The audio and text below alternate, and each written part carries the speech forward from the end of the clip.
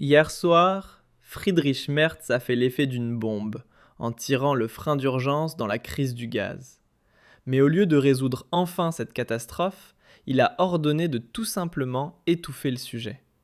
Oui, vous avez bien entendu.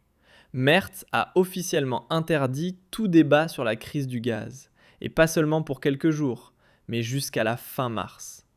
Incroyable ce qui se passe actuellement en Allemagne. Si vous pensiez qu'Olaf Scholz avait déjà atteint le pire à l'époque, vous vous êtes trompé.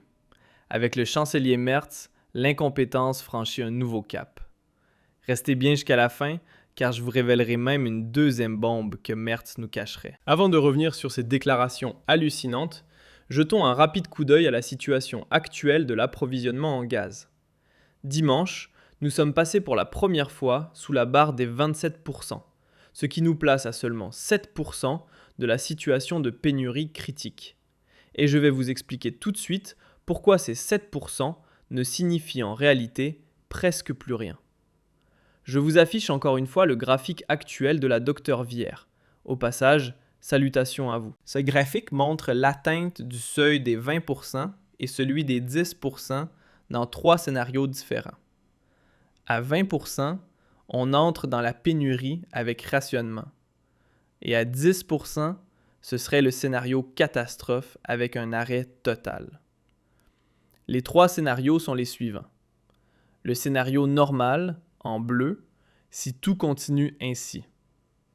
Le scénario de froid, en orange, si les températures chutent. Et le scénario de défaillance, en vert, si en plus les importateurs font défaut. Et vous le voyez clairement. Dans chacun de ces cas, la pénurie serait atteinte entre le 13 et le 20 février. Cela signifie qu'en Allemagne, le rationnement du gaz deviendrait inévitable, avec à la clé des fermetures d'usines, des délocalisations et un chômage de masse. Et la barre vraiment critique des 10% serait atteinte, selon les scénarios, entre le 17 février et le 5 mars, ce qui marquerait la phase où même les particuliers se verraient couper le gaz. Autrement dit, au plus tard début mars, la situation deviendrait inconfortable pour tout le monde en Allemagne. Quant à la ligne 0, c'est-à-dire le moment où il ne resterait plus rien du tout, elle serait atteinte dès la fin février dans les scénarios vert et orange, et là, ce serait véritablement la fin de partie. Plus rien ne fonctionnerait. Tout cela ne pourrait être évité que si le gouvernement passait enfin à l'action et adoptait des mesures d'urgence. À partir de maintenant, il ne s'agirait plus seulement de gaz, mais de la question de savoir pourquoi cette crise serait politiquement voulue. Car le gouvernement fédéral ne se contenterait pas de refuser des mesures d'urgence. Il chercherait aussi à interdire tout débat sur la situation catastrophique, comme si ne pas en parler pouvait la faire disparaître d'elle-même. Une stratégie digne d'enfants à la maternelle, n'est-ce pas? Apollo News aurait écrit « Éviter tous les sujets susceptibles de compliquer la campagne électorale. Merz exige le silence sur les thèmes controversés. » Selon un article de Bild, le chancelier fédéral Friedrich Merz aurait appelé son parti à faire preuve de retenue. Il aurait demandé au comité directeur de la CDU d'écarter tous les thèmes pouvant alourdir la campagne.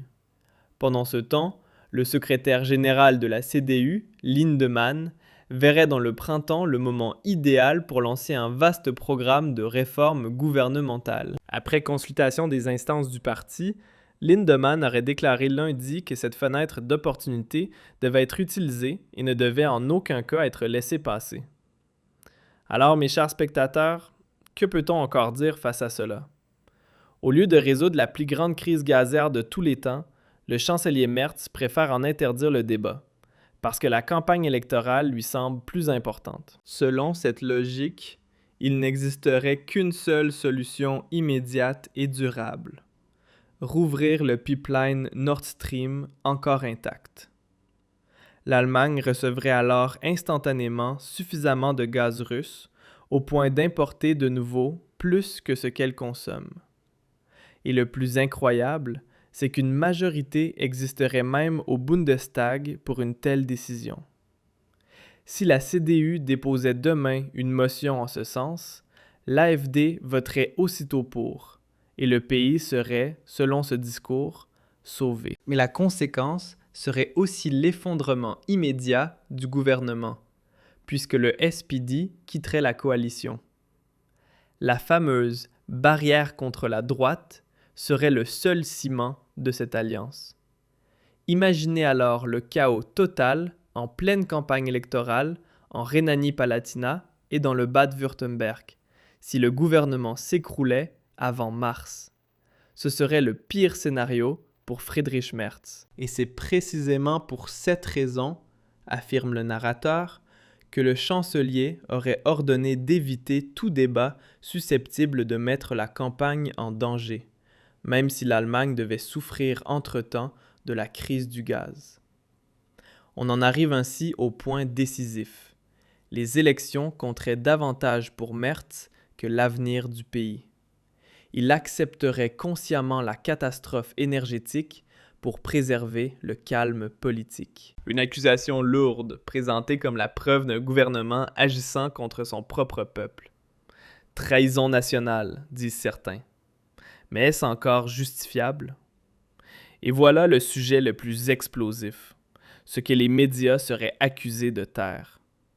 Car tandis que responsables politiques et commentateurs répètent que Nord Stream ne peut pas rouvrir à cause de Vladimir Poutine, d'autres chiffres circulent. La Russie livrerait des volumes records de GNL à l'Europe. Les importations européennes de gaz naturel liquéfié russe auraient atteint en janvier 2026 un niveau record, et cela alors même que l'Union européenne annonce vouloir interdire totalement le gaz russe à partir de 2027. Selon l'agence de presse TASS, citant les données du centre d'analyse européen Bruegel, l'UE aurait importé le mois dernier 2,2 milliards de mètres cubes de GNL, contre 2 milliards en janvier 2025. Mais ce n'est pas tout. La Russie aurait aussi fortement augmenté ses exportations via le gazoduc Turkstream.